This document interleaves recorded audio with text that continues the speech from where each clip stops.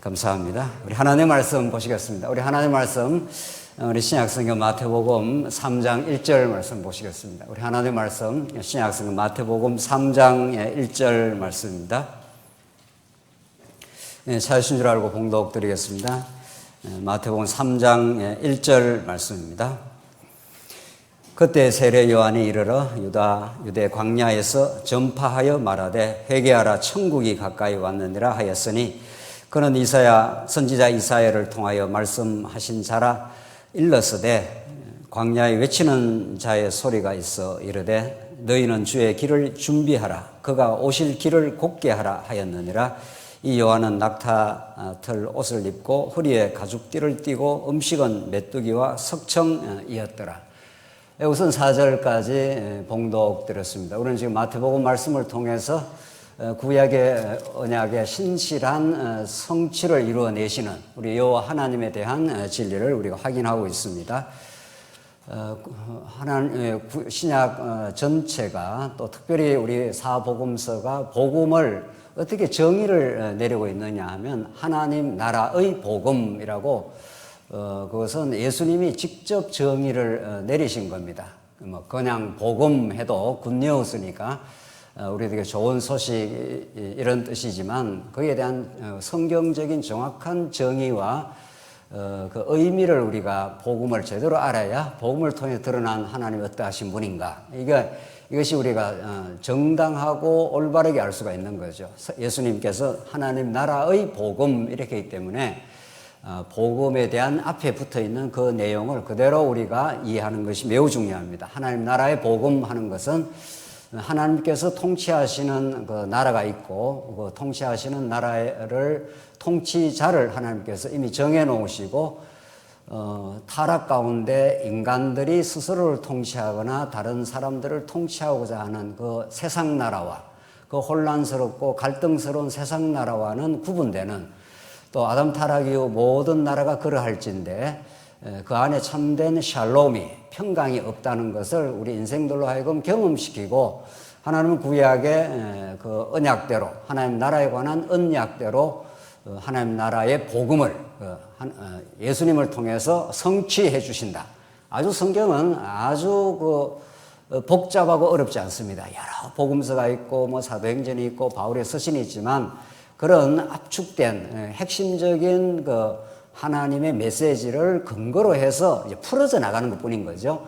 그런 핵심적인 내용을 딱 잡지를 못하면은 그 뒤에 내용들이 자꾸 이렇게 복잡하게 느껴지는 거죠. 우리는 마태복음 말씀을 통해서 지금 구약의 언약에 근거해서 어떤 언약, 지금 그냥 언약이 아니고 하나님 나라를 세우신다는 언약인 거죠. 그 언약을 예수 안에서 성취해 주신다는 내용을 확인하고 있는데 하나님 나라의 복음, 더 쉽게 말하면 왕의 복음인데 왕이 이 땅에 출현하시겠다. 하나님의 그 주권과 대권을 다 지니고 계시는 예수가 왕으로 이 땅에 오셔서 혼란스럽고 갈등스러운 이 세상을 평정하시고 특별히 하나님 나라 백성들을 불러 모으시고 자기가 왕이 되셔서 우리를 안정되고 평화로운 샬롬의 나라를 건설해 주시겠다 이런 뜻인데 구약의 무엇을 우리가 읽으면은 그 의미가 우리가 리얼하게 들어오느냐 하면은 하나님께서 이제 구약 백성들을 자손도 번창케 하시고 땅을 정복하기도 하셨습니다. 착착 구약적인 하나님 나라를 이루어가는 거죠. 자손이 있어야 나라 백성이 있고 땅이 있어야 나라의 영토가 생기는 거니까. 그런데 하나님께서 의도적으로 왕을 빨리 보내질 않습니다. 이 모든 건 하나님의 의도지요. 하나님의 그 계시적 뜻이 있는 거지요. 하나님께서 땅을 정복했으면은 빨리 왕을 보내어가지고 유다 지파에서 왕을 보낸다고 하나님께서 이미 야곱에게 약속을 했기 때문에 보내시면 되는 겁니다. 그런데 하나님께서 300여 년을 지나는 동안 얼마나 긴 시간입니까? 예. 우리가 애굽 400년도 참 긴 시간인 거죠. 우리가 볼 때는 하나님 볼 때는 그게 잠깐이지만 우리가 볼 때는 굉장히 긴 시간입니다. 사사시대 300여 년입니다. 그 긴 시간에 왕을 보내지 않아서 이스라엘 백성들이 이방 대적으로부터 침공을 당하고 곡식 실컷 농사해놓으면 다 수탈해가고 빼앗아가고 구산 리사다임 미디안이 쳐들어와서 전부 곡식을 강탈해 가면서 이스라엘 백성들은 안식의 땅에 들어왔습니다. 안식의 땅 혹은 약속의 땅이면 좋은 곳이어야 되는데 이스라엘 백성들이 경험하는 안식의 땅은 안식이 아닌 겁니다. 실컷 일해서 그저 백성들과 가족들과 먹고 살만하면 쳐들어와서 싹싹 걷어가니까 그 고통이 이루 말할 수가 없습니다. 그래서 하나님께 울부짖고 하나님 앞에 기도했다고 그러지 않습니까? 평강을 잃어버린 겁니다. 그래서 사사기 마지막은 그쯤 이방 대적의 도전뿐만 아니라 내부적 갈등도 있는 겁니다. 그래서 베냐민 한 지파를 완전히 이저터리도록 11지파가 단결해서 한 지파를 그냥 없애버립니다. 그 통곡의 시간들이 있는 거죠. 그걸 사사기는 왕이 없으므로 자기 소견에 옳은 대로 행했다더라. 이렇게 정언을 하고 있습니다. 그 하나님이 참 우리의 얕은 생각으로는 하나님이 잘 이해가 안 되는 거죠. 뭘 그렇게 왕을 보내줘서 나라를 건설해서 하나님이 통치하는 샬롬의 나라, 평강의 나라를 이루어 주시면 되지. 그렇게 300~400년 동안을 이방 대적으로부터 고통을 당하고 어려움을 겪고 하나님께 간구하고 그제서라야 조금 사사를 보내갖고 그때만 평안을 주시지 않습니까? 이 얄궂으신 하나님의 섭리 같은, 얄궂은 것 같은 하나님의 섭리, 이걸 우리가 구약에서 읽고 그 하나님의 깊으신 뜻을 우리가 드디어 해독을 하는 거죠. 아하, 이래서 이렇게 됐구나. 이래서 하나님께서 이렇게 긴 시간을 통과하시는 거구나. 그리고 마침내 그 어려움의 시간을 그친 후 이렇게 되는 거죠. 어려움을 겪으면 겪을수록 사람이라는 것은 말로 몇 마디 해서 그게 교육이 안 된다고 합니다. 우리 교육학에서도 말로 해서는 그게 머리에서 빙글 돌고 지나가는 거지 실제 체험을 해야, 겪어야 어떤 말의 의미가 인격화됩니다. 그래서 하나님은 7~80년을 이것도 경험하고 저것도 경험하면서 이스라엘 백성도 300년을 지나도록 왕 없는 혼란을 경험한 겁니다. 왕 없는 안식 없음을 경험시킨 다음 왕이 왔으면 좋겠다. 정말 왕이 오기를 바라는 그 시간에 절박성을 그치게 하는 거죠. 우리 신앙은 절실함과 절박함을 잃어버리면은 참 신앙이라는 게 참 이게 허무하게 느껴집니다. 그러나 우리가 참 절실하고 절박하면 신앙처럼 하나님 우리를 다스리신다고 하는 그 복음의 소식처럼 우리에게는 절실할 수가 없습니다. 하나님 우리의 심령을 다스려 주십시오. 우리 마음을 죄에 물들어져 있는 마음이라서 마음의 한 마음은 하나님의 뜻을 사모하지만 육체의 다른 법이 나를 죄악 가운데로 이끌어가는 것을 보는도다. 오라 나는 공고한 사람이라. 내 안에 꿈틀대는 이 죄를 내가 컨트롤을 하거나 내가 마음을 다스릴 수가 없다. 두 번째, 이 공동체 안에도 마찬가지입니다. 내 개인도 마찬가지지만 더불어 살아가는 가족도 마찬가지고 더불어 살아가는 우리 교회 안에도 어려움이 자꾸 발생을 한다는 겁니다. 하나님 우리 교회를 평안케 해 주십시오. 우리 교회의 모든 속한 성도들의 마음을 평안케 하고 하나님 나라 복음을 누리게 하시고 그리하여 우리가 서로를 섬기는 하나님 나라가 되게 해 주십시오. 이 간절한 기도가 우리 몇 년을 이어서 지금 해오는 거 아닙니까?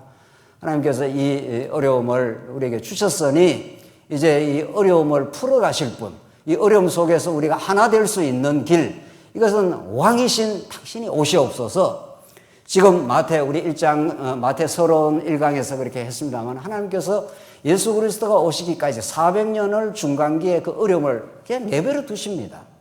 그래 얼마나 헬라 시대를 지나서 로마 제국은 하늘에서 뚝 떨어진 제국이 아닙니다.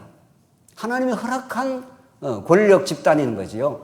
그 로마가 팔레스타인 땅을 지배하고 헤롯 왕을 세워서 그 백성들을 수탈하고 그 고통의 시간들, 이스라엘 백성들은 우리를 새롭게 할 수 있는 이 나라를 로마 제국을 제거를 하든지 로마 제국을 없애든지 어떻게 하든지 메시아가 오시옵소서. 이게 이 시대의 마태복음이 기록되는 이 시기인 거죠. 어둠을 하나님께서 깔아놓지 않으면 빛의 절실함을 느끼지 못하니까 하나님께서 그래서 마태복음의 구약에는 사사기를 거쳐서 하나님께서 유다 지파에서 다윗 왕을 하나님께 보내주심으로 그 강건하고 막강한 다윗 왕국이 세워지므로 이방 대적들을 전부 섭렵을 하고 우뚝 다윗 왕국을 세워버리지 않습니까? 다윗이 솔로몬 때 솔로몬 하는 게 샬롬이니까 평강의 나라가 이루어진 것처럼 그건 그림자적 나라니까 진짜 나라가 오시고야 만다. 오늘 마태복음은 쾅쾅쾅쾅 이렇게 메시아가 등장한다. 왕이 이 땅에 진짜 왕 중의 왕이 도래한다. 그것을 우리 1장에서 왕적 언약 계보를 통해서 아브라함이 이삭을 낳고 이삭이 야곱을 낳고 야곱 등등등등 다윗 왕을 낳으니라 왕의 출현을 이제 예고한 대로 드디어 예수 그리스도가 왕 대신 그리스도가 오시니라 이렇게 되어 있습니다. 그가 임마누엘 하셔서 한 번 우리를 다스려주고 떠나가는 분이 아니시다. 오셔서 영원히 우리와 임마누엘 하신다. 그게 1장 내용이라고 했지 않습니까? 1장 내용은 신약 전체 메시지를 딱 압축해서 그리스도 예수 임마누엘로 압축한 거죠. 우리 지난 시간 2장 내용은 2장에서는 드디어 동방 박사가 유대인의 왕이 나타났는데 하면서 똑같은 메시지예요. 자, 1장에서 왕의 계보를 따라서 예수가 왔다, 그리스도가 오셨다 했는데 그걸 역사적 사실로 보여주는 거죠. 이렇게 오신 분이 어떻게 나타났는가 하면 동방 박사가 별을 보고 따라온 거 아닙니까? 유대인의 왕이 어디서 나타나냐? 세상 나라 헤롯 왕이 진동을 하는 겁니다. 진짜 왕이 등장하면 가짜 왕들이 배척당하는 거죠. 가짜 왕들이 이렇게 준동하고 있다가 진짜 왕의 등장에 의해서 이제 먼지처럼 사라질 것입니다. 예수님 다시 오시면 말할 것도 없는 거죠. 그래서 헤롯 왕이 가장 위협을 느끼는 거죠. 이 가짜 왕이니까. 그래서 그 진짜 왕을 죽이려고 어디서 나타났다 하더냐 하니까 베들레헴이라 합디다. 이렇게 된 거죠. 그래서 왕이 미가서 예언대로 베들레헴에 출현해서 목자가 베들레헴에서 나타난다. 목자라는 건 양을 마음대로 다스리는 주권대로 인도하는 자가 나타난다. 그 왕이 나타났는데 왕이 피신을 합니다. 어디로? 애굽으로 피신했다가 다시 헤롯 왕이 다 죽고 나서 그 후에 왕의 위협을 피해 가지고 나사렛 땅으로 갔다. 그게 우리 지난 시간 내용이죠.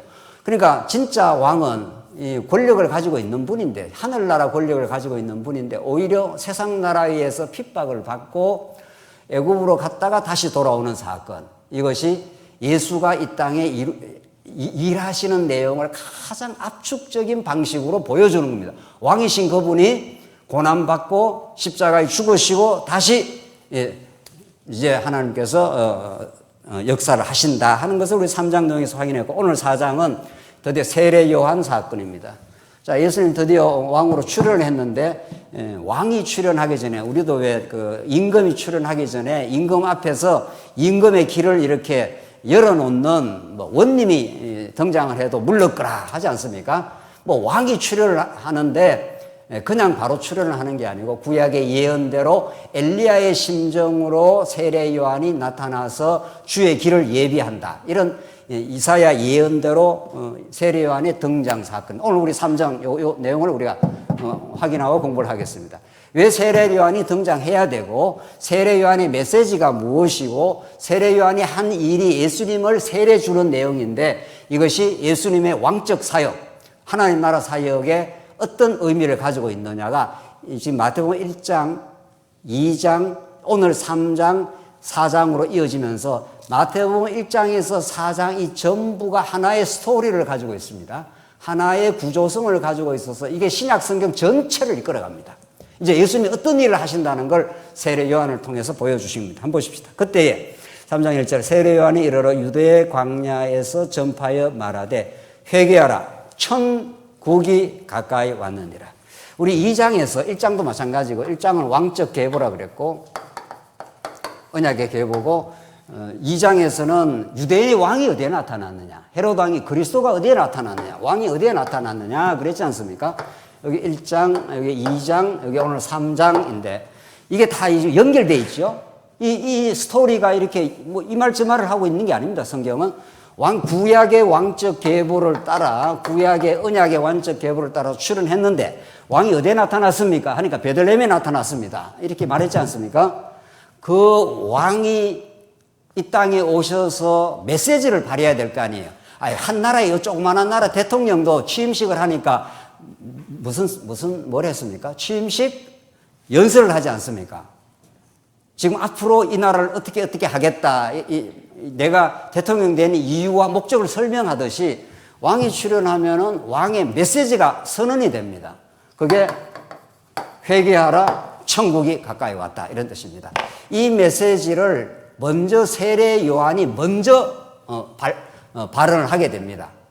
예수님이 진짜 메시지를 발언하기 전에 세례 요한을 통해서 서곡처럼 먼저 발언을 하고 4장 한번 가봅시다. 여러분 4장 직접 확인해 봅시다. 바로 그 다음 장 4장 17절입니다. 4장 17절. 예수님이 진짜 그 세례 요한의 메시지를 받아가지고 받는다 해도 되고 진짜 이제 메시지를 4장 17절. 이때부터 예수께서 비로소 전파하여 이르시되 나왔죠. 예수님이 처음 이제 발언을 하는 겁니다. 내가 이 땅에 구약의 약속대로 왕으로 출연했는데 왕의 메시지는 이런 거야. 이렇게 내가 왕의 직분을 수행을 할 거야. 지금 그런 말이죠. 17절. 이때부터 예수께서 비로소라는 건 처음으로 전파하여 이르시되 뭐라고 했습니까? 회개하라. 천국이 가까이 왔느냐. 똑같습니다. 세례 요한의 메시지와 회개하라. 회개와 천국 선언인 거죠. 이게 왕의 선언입니다. 회개, 천국 요 두 메시지 안에 예수님이 하시고자 하는 모든 일이 담겨 있습니다. 모든 일이 담겨 있습니다. 요 내용을 우리가 차근차근 이제 확인해 봅시다. 그러니까 전에는 그냥 그런가 보다. 예수님이 오셔서 천국 선언했는가 보다. 그런 말씀이 아니라는 거죠. 이렇게 구약의 왕적인 언약의 계보, 다윗 왕의 계보를 중심으로 한 14대 왕의 출현을 한다. 왕은 메시아권을 가지고 오기 때문에 여호와 하나님의 모든 대권을 실현한다. 왕이 어디에서 났습니까? 그러니까 어디에서 났더라 합디다. 이러면서 온 천지가 진동을 지금 하고 있는 거 아니에요. 그리고 세례 요한이 먼저 6개월 예수님보다 먼저 나타나서 선언하는 게 회개하라 천국이 가까이 왔다. 이 선언입니다. 이 말씀 속에 회개하라 천국이 가까이 왔다는 이 지금 최초의 세례 요한의 선언, 요 말씀을 그대로 이어받아서 예수님이 진짜 왕으로 선언을 합니다. 회개하라 천국이 가까이. 똑같습니다. 그러니까 이 대통령의 취임 연설 속에 이 5년짜리 대통령이지만 좌우지간 5년짜리 대통령이라도 자기가 5년 동안 앞으로 이런 일을 할 것이라는 것을 취임 연설 속에 담듯이 말이죠.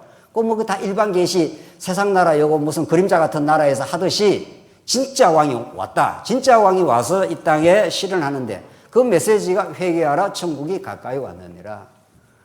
이 말의 의미를 우리가 깨달으려면 신약 성경 전체를 이제 읽어 나가면 되는 겁니다. 왜 회개하라 했을까요? 회개라는 건 돌이키는 거죠. 우리 오전 시간에도 말씀드린 대로 회개는 보통 사람들이 정치인들이 사과한다, 반성한다 이런 말하고는 거리가 멀어도 한참 멉니다. 안 믿는 사람들이 그 다음에 자기의 어떤 정치적 책략을 위해서 일시적으로 사과를 하는 거죠. 사과를 해야 그 다음 일을 자기가 풀어갈 수가 있으니까. 그런 정도가 회개가 아닙니다. 세상에서 말하는 반성, 돌이킴은 자기가 그렇게 할 수 있다는 전제가 있습니다. 성경에서 말하는 회개는 자기 스스로 할 수가 없습니다. 없기 때문에 메시아가 옵니다. 메시아가 오십니다. 그렇죠? 자기가 회개를 할 수 있으면 메시아가 올 필요가 없어요. 자기 스스로 돌이켜갖고 자기가 올바른 삶을 살아버리면 되는 겁니다.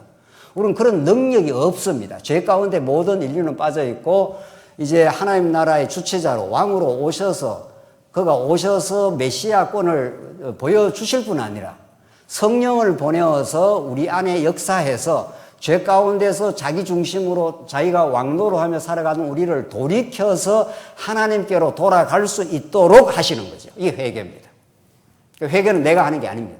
회개하라 이렇게 되어 있지만은 성경에 나오는 성경의 명령문은 그 명령을 발동하신 분이 그 명령을 수행할 수 있는 역사를 성령께서 우리 마음에 불어넣으셔서 돌이키게 하는 거죠. 하나님 결국 여러분 복음이 오면은 죄로 달려가던 우리를 하나님께로 달려가도록 이렇게 완전히 방향 전환을 합니다. 가치관의 혁명입니다. 세상에 속한 가치관으로 살던 사람을 하늘에 속한 가치관으로 살도록 그렇게 만들어 주십니다. 이게 예수님이 이 땅에 오시는 일이 목적 이유입니다. 그리고 그 어떤 가치관을 우리에게 가르치는가? 천국이 가까이 왔느라 천국 가치관을 가르쳐 주는 겁니다. 내가 천국을 다스리는 왕으로 왔어. 너희들은 내 왕의 통치 속에 보호를 받아. 내가 너희에게 베풀어 주는 천국의 기쁨이 있어. 천국은 하면서 땅에 묻어 있는 그 보물을 발견한 농부와 같으니 그걸 발견하고 전 재산을 들어서 그 보물을 사는 거죠.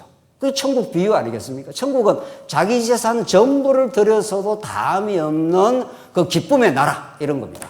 천국은 포도원 주인과 같으니 천국은 9시에 들어오고 12시에 들어오고 3시에 들어오고 6시에 다 들어와. 그러면 내가 $1를 주지. 예, 다 들어왔습니다. 마지막에 6시에 들어온 사람은 들어오자마자 뭐 일이 끝났습니다. 다 이게 뭐 사이렌이 불리든지 일이 끝났습니다. 일을 하나도 안 했습니다. 이리 오세요. 다 해갖고 주인이 아무 일도 안 했는데도 $1 그 다음에 $1 이래 주니까 제일 먼저 와서 하루 종일 땡볕에 일하는 사람이 왜 천국이 아니라 왜 당신 왜 나한테 이렇게 줍니까? 내 것 가지고 내 마음대로 해. 네 거나 묻고 떨어져. 이런 말이죠. 그 말은 성경에 없습니다. 천국은 자기가 마음대로 준다는 겁니다. 일 안 해도 주는 나라입니다. 여러분과 제가 교회 일 하나도 안 하고 죽어도 천국 갑니다. 분명합니다. 이렇게 뭐 교회 일 열심히 봉사해야 천국 가는 게 아닙니다. 천국은 이미 갈 것이 분명한데 하나님께서 이 땅에 사는 동안 천국의 기쁨을 더 배가하고 누리게 하시려고 일거리도 주십니다. 이건 아멘 해야 되는데 말이죠. 그러니까 교회를 우리가 봉사하고 섬기는 거나 천국 일을 하는 거란 말이에요. 천국을 세워가는 일, 하나님 나라를 세워가는 일은. 그러니까 그 일을 맡은 사람은 참 즐겁고 행복한 겁니다. 왜? 예수님의 심정으로 하니까. 예수님이 이 땅에 천국을 이루러 오신 분이니까. 그 예수님의 영이 우리 안에 찾아오면은 그래서 우리가 교회를 섬길 수 있는 일이 있다는 건 너무도 행복하고 즐거운 일입니다. 자, 오늘 이제 점점 마태복음이 그래 설명을 할 건데 회개하라, 천국이 가까이 와. 이게 전부 다예요. 예수님이 자기가 하실 앞으로의 이 모든 일을 요 명제 속에 딱 담고 있습니다. 내가 너희를 돌이킬 거야. 죄 가운데서 몸부림치며 살던 너희는 스스로 너희들이 죄에서 못 벗어나잖아. 내가 가두어 놨잖아. 그래서 내가 긍휼을 베풀어서 너희를 하나님께로 돌이킬 거야. 그렇게 말해요. 이게 세례 요한의 제1성입니다. 그리고 예수님의 제1성입니다. 이게. 그렇죠? 이걸 우리가 이 의미를 하나하나 우리가 살아가는 동안 또 하나님의 말씀을 깨닫는 동안 우리가 발견하게 되는 거죠. 이 의미를 우리가 더 정확하게 이제 알기 위해서 이 세례 요한을 하나님께서 엘리야의 심정으로 보낸다고는 말라기 마지막 장의 내용을 확인해야 이 회개의 의미를 알 수가 있습니다. 한번 찾아보시죠. 말라기 마지막 장, 이거는 직접 촬영해 봅시다. 말라기 마지막 장, 말라기 마지막 장 4장입니다. 말라기 4장 5절 말씀입니다. 정말 그렇게 되어 있는지를 여러분이 확인하셔야 되잖아요. 말라기 4장 5절 찾았습니까? 마태복음 바로 앞에 말라기, 그리고 구약 성경 마지막에 어떤 메시지가 들어있는가? 보라, 4장 보라, 여호와의 크고 두려운 날이 이르기 전에 내가 선지자 엘리야를 너에게 보내리. 이때 엘리야를 보낸다는, 엘리야는 죽었는데 어떻게 엘리야를 보냅니까? 이때 엘리야가 누구를 지칭합니까? 세례 요한이죠, 세례. 이게 세례. 이제 마태복음에서 예수님이 그렇게 보내리라고 한 엘리야의 심정으로 오는 자가 바로 세례 요한이라고 예수님이 그걸 해석을 해줍니다. 이제 마태복음에서. 그건 다음에 확인하고 6절. 자, 엘리야가 세례 요한이 하나님께 보내시는데 그가 아버지의 마음을 자녀에게로 돌이키게 하고 자녀들의 마음을 그들의 아버지께로 뭐라 그랬습니까? 돌이키게 하리라. 돌이키지 아니하면 두렵건대 내가 와서 저주로 이 땅을 칠까 하노라 하시니라. 이렇게 말라기가 딱 끝납니다. 신기한 거죠. 말라기가 구약성경의 마지막 장인데 말라기에서 내가 이제 여호와의 크고 두려운 날이 찾아오는데 이게 메시아가 오는 날인데 내가 그 전에 엘리야를 먼저 보내야겠다. 엘리야가 와서 하는 일은 아버지의 마음을 자녀에게로, 자녀의 마음을 아버지께로 뭐라고 그랬습니까? 돌이키게 하시겠다. 그렇게 돼 있죠. 그렇죠? 그러니까 하나님도 굉장히 성이 났단 말이죠. 우리 인간적인 표현을 써 하나님이 그 진노하신 분입니다. 이 구약 백성들이 너무 하나님의 뜻을 배반을 하고 그렇게도 하나님의 은혜를 베푸고 또 베풀어도 끊임없이 하나님을 배반하고 끊임없이 음부가 돼가지고 남편 대신 하나님을 떠나니까 하나님 화가 났어요.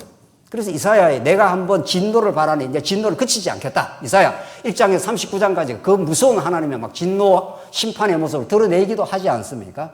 그러나 결국은 아버지의 마음을 이게 상한 아버지의 마음을 자녀에게로 이게 돌이키지 않을 수가 없어요.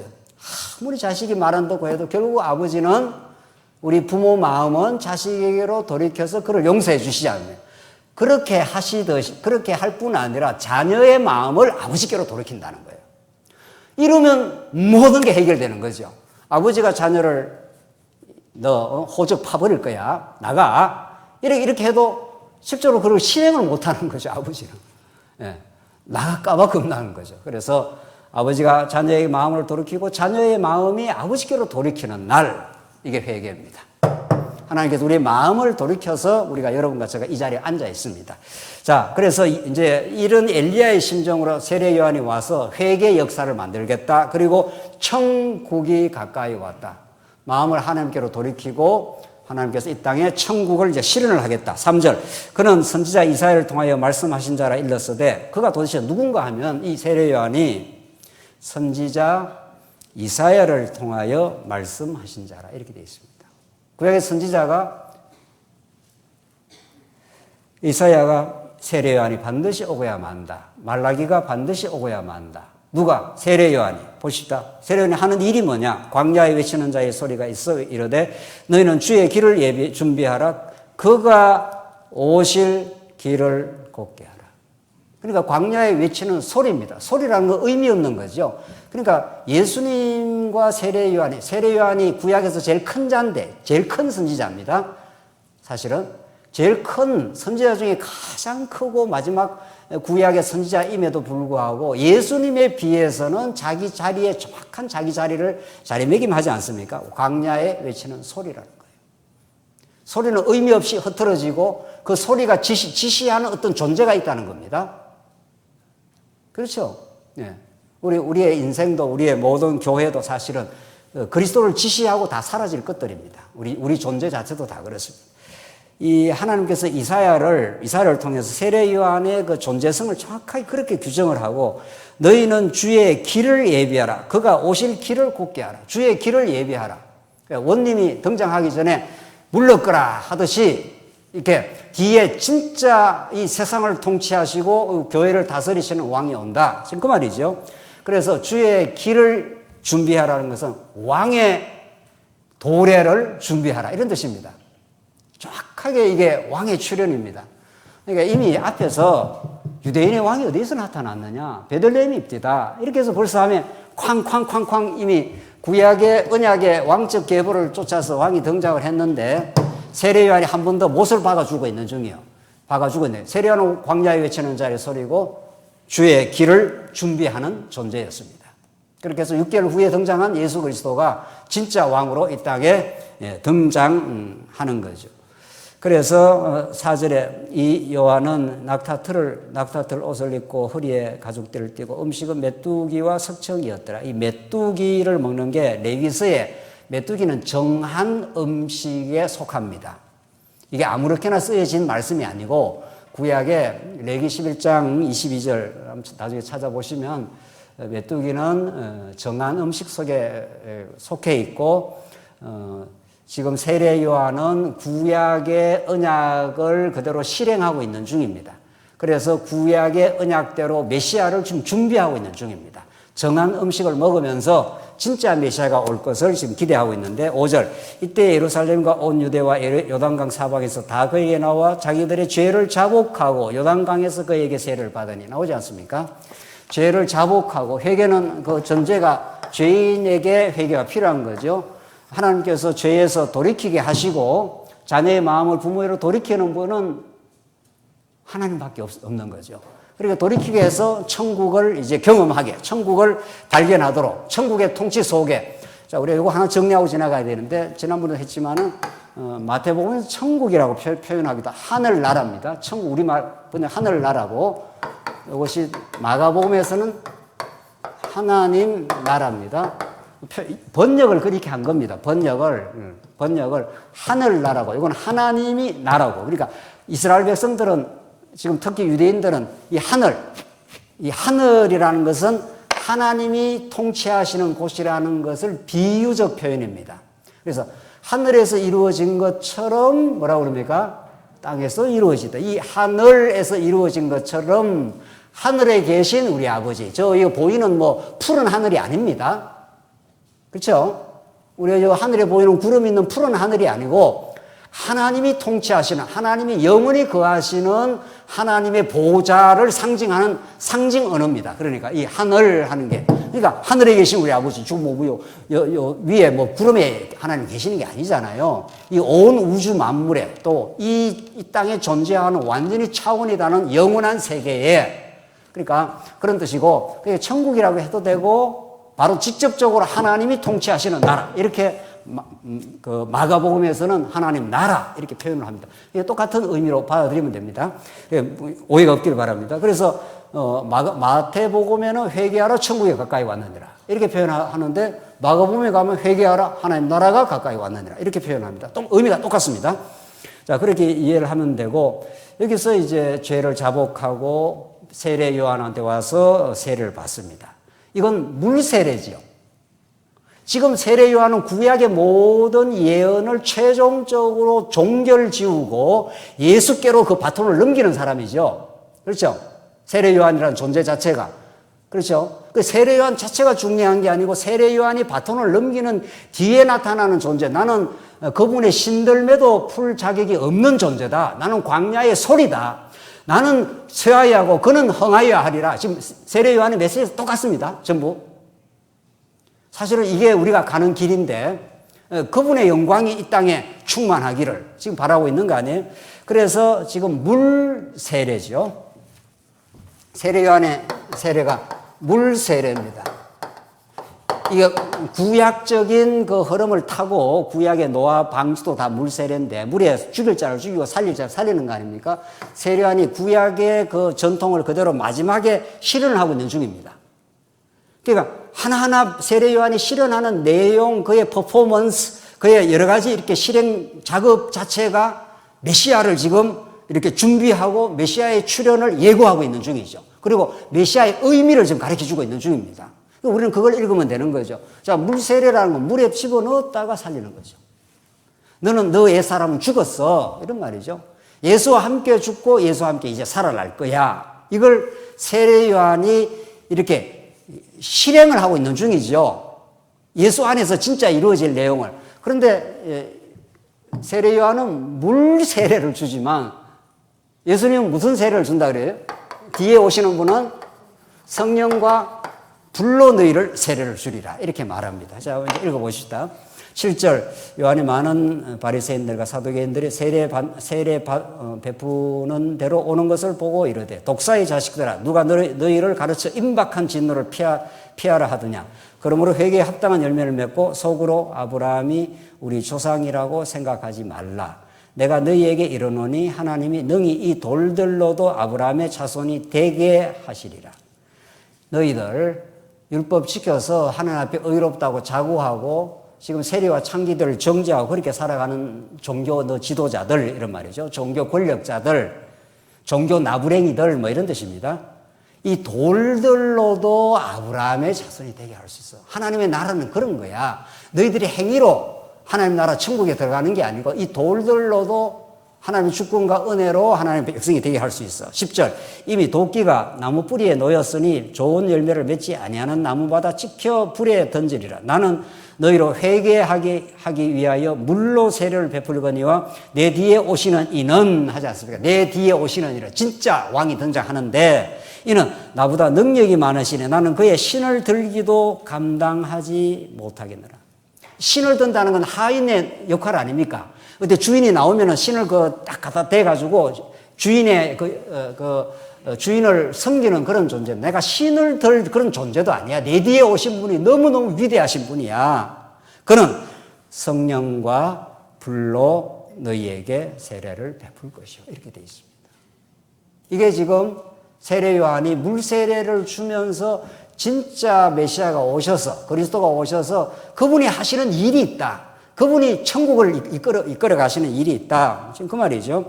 그래서 12절, 손에 키를 들고 자기의 타작마당을 정하게 하사 알곡은 모아 곡간에 들이고 쭉정이는 꺼지지 않는 불에 태우리라. 자, 불 하는 게 심판의 역사입니다. 알곡은 성령이 오셔서 하시는 일은, 이게 알곡은 곡간에 넣고 쭉정이는 불로 완전히 썰어버리겠다. 그래서 성령이 오셔서, 진리의 영이 오셔서 하는 그 진리 정언은 복음을 복음답게 전파하면은 헤롯 왕이라든가 지금 그 당대의 실권자들이죠. 헤롯 왕은 정치적 실권자고, 종교적 실권자는 바리새인과 서기관들 이런 존재들이죠.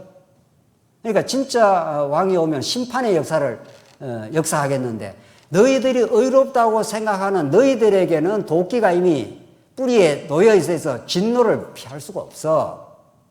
그러나 하나님의 백성들에게는 죄 때문에 몸부림치고 갈릴리에서, 나사렛에서, 변방에서 정말 메시아가 오기를 바랄 뿐, 그분이 와야 우리의 모든 문제가 해결될 수 있다고 믿는 이런 버려진 듯한 인생들, 동방박사도 마찬가지고 체리와 창기도 마찬가지고, 그 사람들이 전부 자기 죄 때문에 어떻게 할 수가 없는 사람들, 그 사람들에게 하나님께서 하나님 나라의 복음이 전파되는 그 심판의 역사가 일어난다. 알곡은 곡간에, 쭉정이는 꺼지지 않는 불에 태워 버리리라. 이게 복음의 역사입니다. 그래서 십자가의 도는 사도 바울이 정확하게 이 복음의 메시지를 알고 있는 거죠. 복음을 전한다는 건 이 복음을 좀 믿어달라, 이 말이 아닙니다. 그렇죠? 강단에서는 그냥 복음이 전파될 뿐입니다. 하나님 살아계시고, 복음이라는 것은 왕의 출현입니다. 가짜 왕들은 배척될 것입니다. 이런 역사예요. 복음의 역사는. 그럼 가짜 왕 노릇을 하는 사람들은 찔리고 왕권을 포기를 하든가 나가든가 둘 중에 하는 거죠. 그렇잖아요. 그런가 저는 전부 하나님의 백성들이기 때문에 가짜 왕 노릇 하는 것을 포기하게 되지 않습니까? 나는 왕이 아니네. 내가 왕 노릇 했다가 다른 사람 마음대로 지배하고 마음대로 하려고 했는데 왕이 아니네. 이렇게 깨닫고 자복하게 됩니다. 회개하게 됩니다. 회개는 이게 너무 본질적인 겁니다. 너무도 중요한 이게 복음의 메시지 중에 하나입니다. 회개는 내가 반성하는 게 아닙니다. 반성하고 또 죄짓고 반성하고 또 짓고 이런 게 복음이 아니에요. 회개는 근본적인 돌이킴입니다. 근본적인, 하나님 내가 죄인이네요. 내가 왕이 아니네요. 하고 근본적인 가치관의 전회 사건입니다. 혁명적 사건인 거죠.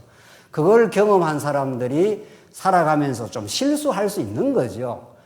그걸 본질적으로 깨달은 사람은 실수는 왜 실수하는가 하면 옛날에 왕노릇 하던 습관을 또 한 번 하는 겁니다. 이 모든 죄악은 자기가 왕노릇 하는 것입니다.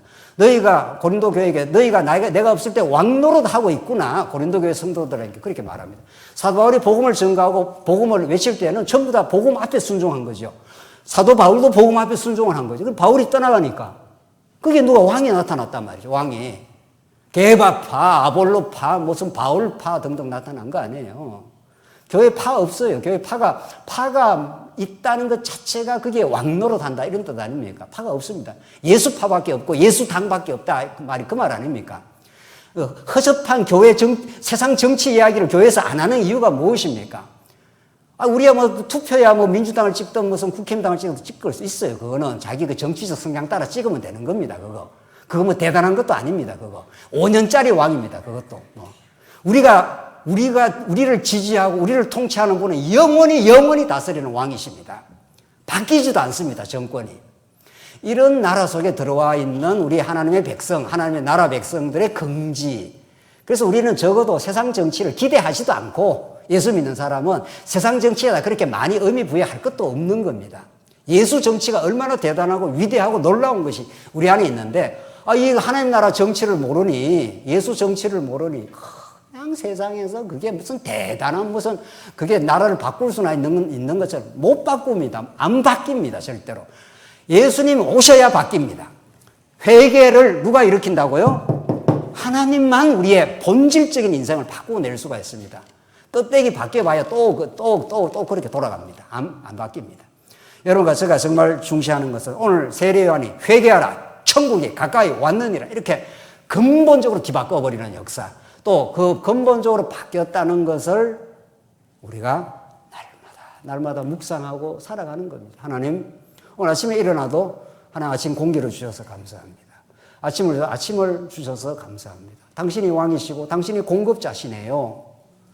내가 열심히 벌어서 내가 먹으면은 그건 예수 안 믿는 사람이지요. 내가 열심히 벌어서 내가 내 밥 먹는 게 아니라는 거죠. 그래서 오늘 이 메시아의 출현과 천국 복음의 선언은 심판의 역사를 동시에 가지고 있습니다. 왜? 가짜 왕들을 쳐내야 되니까. 그 가짜 왕들이 여러분과 저의 심령 속에 우글거리고 있는 거죠. 그걸 복음은 늘 날마다 쳐냅니다. 그래서 사도 바울이 내가 날마다 어떻게 해요? 죽노라. 그 말입니다. 내가 안 죽었는데 어떻게 내 평안을 얻겠어요? 내가 시퍼렇게 살아가지고 이것도 내가 해야 되고 저것도 책임져야 되고 저것도 해야 된다고 생각하니까 하나님은 온데간데 안 계시는 거죠. 하나님이 우리 안에 통치하시고 우리를 다스리고 우리의 옛사람을 날마다 처복종시켜 주십니다. 말씀을 듣기만 하면은. 그래서 복음은 심판의 역사를 동반하는데 십자가의 도가 멸망하는 자에게는 미련한 것이나 구원 얻는 우리에게는 하나님의 능력이라. 십자가의 도를 전했는데 쫙쫙 갈라집니다. 아, 이게 정말 십자가가 구원이네요. 이렇게 있는 사람이 있고, 유대인들, 자기가 의로운 사람들은 쥐가 못 났으니까 십자가에 죽지. 내려와. 네가 유대인의 왕이면 네 힘으로 한번 내려와봐. 이렇게 조롱했지 않습니까? 복음은 굉장히 조롱을 많이 당하는 겁니다. 원래. 복음은 그렇게 수많은 사람으로부터 환영받는 것이 아닙니다. 오히려 많이 배척을 당할 수도 있는 겁니다. 물론 복음을 좋아하는 사람은 그 복음을 환영하지만은 자기가 왕노릇 하는 사람은 복음이 전파되면 자꾸 걸리는 겁니다. 걸려야 정상인 겁니다. 우리 모두가 거기에 걸리는 사람들이니까. 우리는 왕이 아닙니다. 목사가 교회 무슨 통치자입니까? 그렇지 않습니다. 목사는 가장 교회를 섬기는 자리에 내려가야 되겠죠. 우리 장로님들도 마찬가지고 말이죠. 우리 권사님들도 마찬가지죠. 그게 하나님이 통치하는 나라입니다. 그래서 예수님이 오시면은 너희가 이전에는 물로 세례를 그냥 죽었다가 살아났다 하는 것을 한번 퍼포먼스를 한 겁니다. 한번 실행을 한 거예요. 이렇게 옛사람은 죽고 살아나야 돼. 이렇게 세례 요한이 지금 예수님이 오시기 전에 그걸 막 실현을 해 나가는, 수많은 사람들이 모여서 물에 들어갔다 나왔다 한 거 아니에요. 그러니까 바리새인과 서기관도 지금 뭐 하는 짓거리야. 왜 물에 들어갔다 나와? 모르는 거예요. 바리새인들은 그게 무슨 의미인 줄을 모르는 거예요. 하나님의 백성들만 아는 겁니다.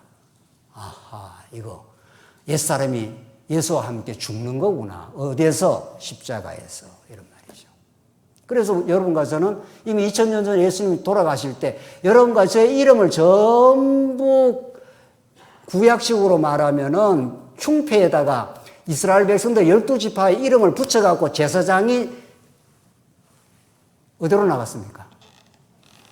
지성소로 나갔던 것처럼 여러분과 제 이름을 전부 다 써가지고 김아무개, 최아무개, 박아무개 다 써가지고 예수님 십자가 돌아가실 때 그렇게 죽었습니다. 그럼 죽은 사람들이에요. 그 십자가를 믿기만 하면 그 언약의 성취 사건인데 다 이루었노라. 예수님이 십자가에 썼잖아요. 뭐를 이루었다고요? 언약을. 무슨 언약을? 우리를 구원하신다는 언약을. 그걸 믿는 사람들이 예수 믿는 겁니다. 나는 이 사람이 죽었구나. 그러니까 내가 내 주장할 게 없구나. 그분이 주시는 대로 살아야 되겠구나. 이렇게 믿는 사람을 예수 믿는 사람이라고 그럽니다. 그게 천국 백성입니다. 당신이 통치하는 대로 나는 살겠습니다. 당신이 좀 가난하게 하시면 가난하게 사는 거고 그런 거죠. 당신이 좀 명예롭게 세상에서 살게 하면 그것도 명예가 나쁜 것도 아니고 그렇습니다.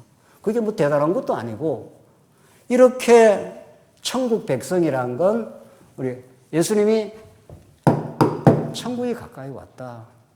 내가 왕으로 왔다. 이제 가짜 왕들 사라져. 이런 말이죠. 그걸 가장 이제 오늘 13절로 마지막 읽고 끝내겠는데 13절로 17절에 보면 이때 예수께서 갈릴리로부터 요단강에 이르러 요한에게 세례를 받으려 하시니 요한이 말려 이르되 내가 당신에게서 세례를 받아야 할 터인데 당신이 내게로 오시나이까. 예수께서 대답하여 이르시되 이제 허락하라. 우리가 이와 같이 하여 모든 뭐라고 했습니까? 의를 이루는 것이 합당하니라 하시니 이에 요한이 허락하는지라. 세례 요한이 예수님한테 세례를 받아야 되지 당신이 어떻게 내한테 세례를 받으면 이게 뭐가 안 맞습니다. 자격이 안 맞습니다. 이러니까 아니야. 그렇게 해. 그래서 예수님이 물 세례를 받으시는 겁니다. 예수님이 물에 들어갔다가 이제 나오신 거잖아요. 이게 전부 앞으로 예수님이 하나님 나라 사역을 하시는 것을 미리 예고하고 있는 중이죠. 죽었다가 어떻게 한다는 겁니까? 살아난다는 겁니다. 예수님이. 하나님 나라는 구약에 여러분들 구약에 우리 창세기 1장에서 3장이 가장 복음을 이해하는 데 중요하다고 그랬죠. 창세기 1장에서 아담을 하나님 형상으로 지으시고 1장 28절에서 하나님 나라 언약을 했습니다. 창세기 1장 28절에 하나님 나라의 언약대로 예수님이 하나님 나라 성취자로 온 거죠.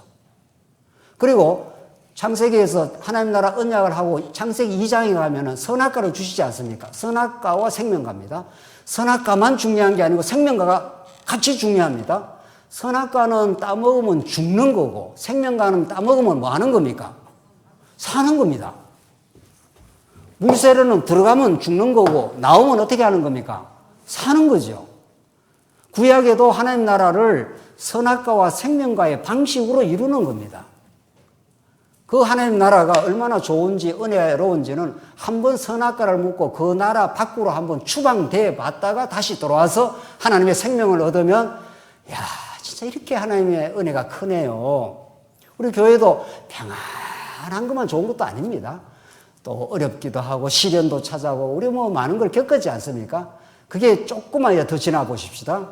지금도 이미 그걸 느끼기 시작하고 조금만 세월이 들어가면 아하 이렇게 하나님이 우리를 통치하고 보호하신다는 걸 깨닫게 하시려고 그런 시련도 주셨구나 이렇게 됩니다. 이건 뭐 볼 것도 없습니다. 이거는. 그래서 우리는 이런저런 시련과 어려움들 그리고 그걸 극복하는 어느 평강과 어떤 기쁨들 이 다 필요한 겁니다. 모든 것이 이건 같이 해야 되겠네요. 모든 것이 어떻게 해요?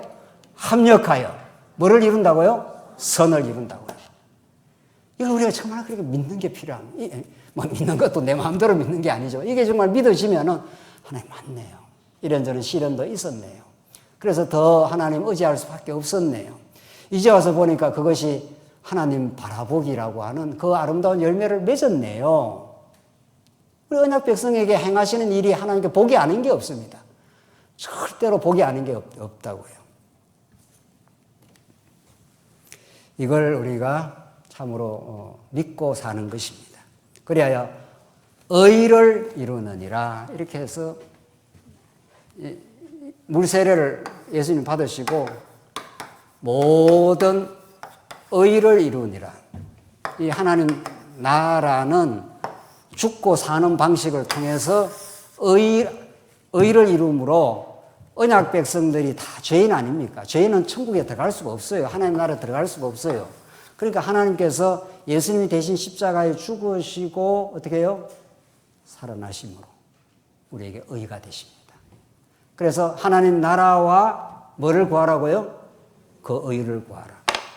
예수님이 하나님 나라로도 오시고 당시의 십자가의 그 고통과 저주를 대신 받으사 우리의 죄를 저 멀리 보내버리고 우리 오늘 오전 시간 레위기서 말씀한 대로 속죄 제물이 되셔서 찢기시고 각떠임을 당하시고 그래서 십자가에 제물로 죽으심으로 향기 나는 냄새가 되어 하나님과 우리 사이에 막힌 담을 흘러주시고 화, 목, 재, 물이 되신 거죠.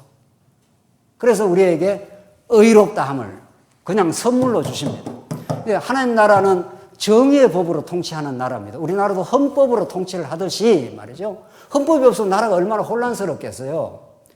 제사장 나라, 이 하나님 나라는 예수 그리스도가 정의가 되는, 예수 그리스도가 옳음이 되는, 여러분과 제가 다 우리는 지난날 죄인이었고 하나님의 법을 지켜낼 수 없는, 결코 지킬 수 없는 죄인이지만 예수님이 그 율법의 저주를 대신 받으심으로 온전히 의를 이룬다. 예수님이 세례 요한아, 나를 세례 주라.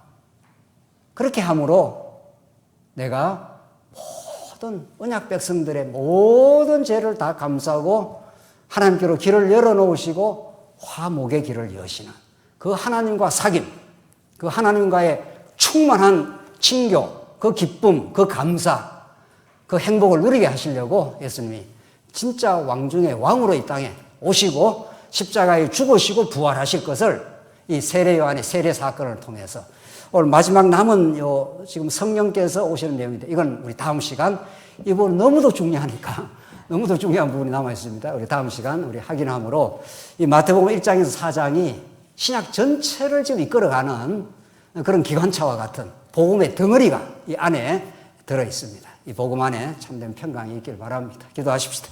자비하신 하나님 아버지 은혜를 감사합니다. 하나님 나라로 이 땅에 찾아와 주시고 세례 요한의 그 굴욕의 세례를 대신 받아 주심으로 우리 대신 죽으시고 우리 대신 살아나심으로 그 모든 의를 하나님의 의를 이루어내심으로 우리가 당당하게 하나님 앞에 설 수 있게 하셔서 너무도 감사합니다. 이 하나님 나라의 충만한 기쁨과 감사가 그 화목의 참된 그 기쁨이 우리 모든 성도에게 있게 하셔서 이 거칠고 황막한 광야지만은 힘있게 전진하게 하시옵소서. 예수님 이름으로 기도하옵나이다. 아멘.